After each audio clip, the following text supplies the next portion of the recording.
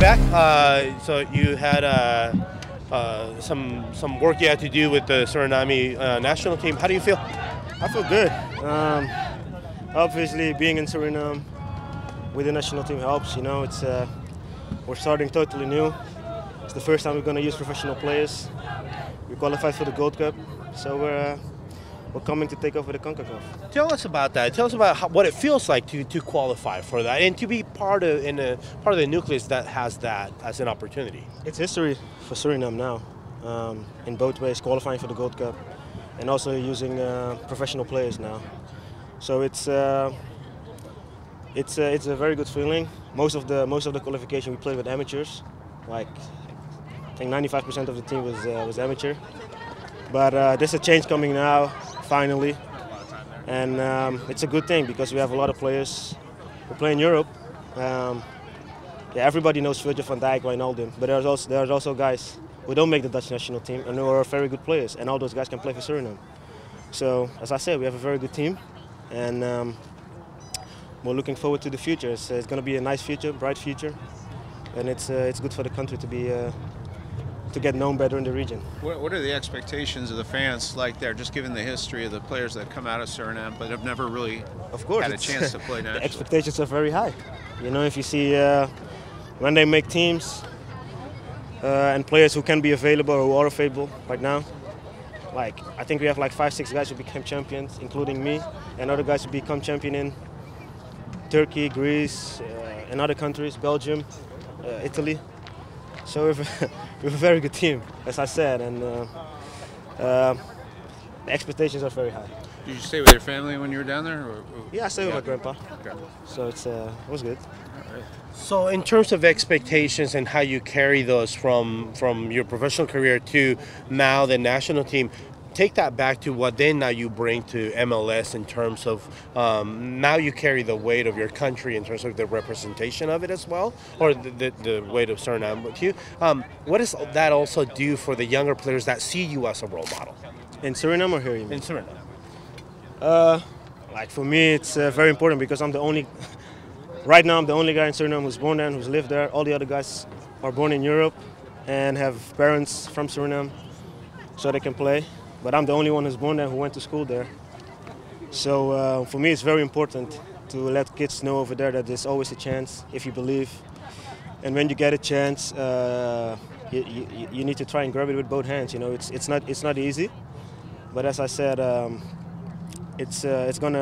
market in Suriname is gonna open right now. We know we have a lot of talent around there, but the opportunities will come now much more because the better we will play. We got qualified now, as I said. The better we will play. Teams from other countries will come to Suriname and watch players, you know.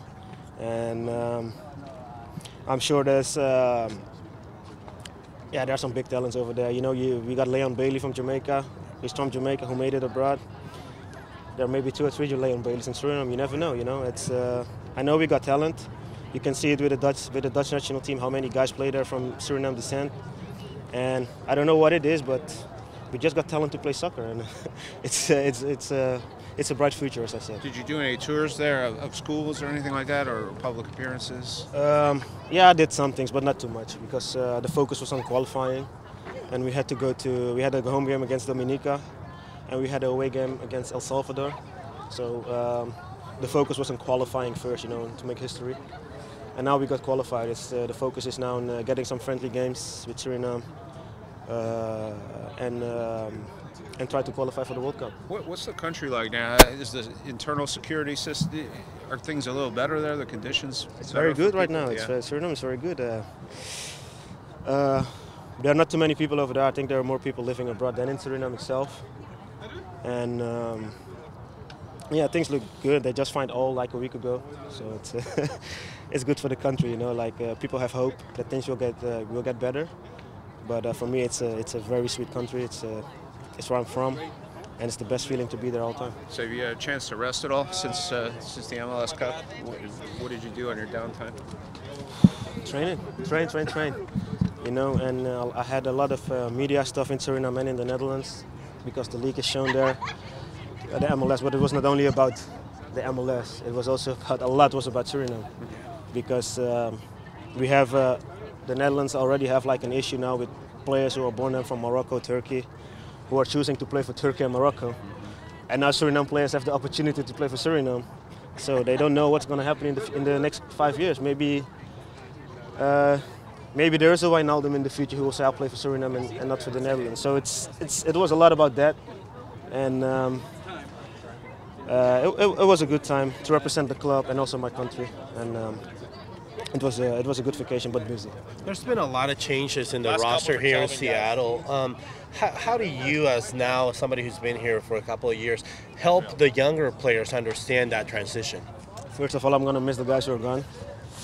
I'm going to miss Kim, I'm going to miss Roman, and all the other guys who I forget right now.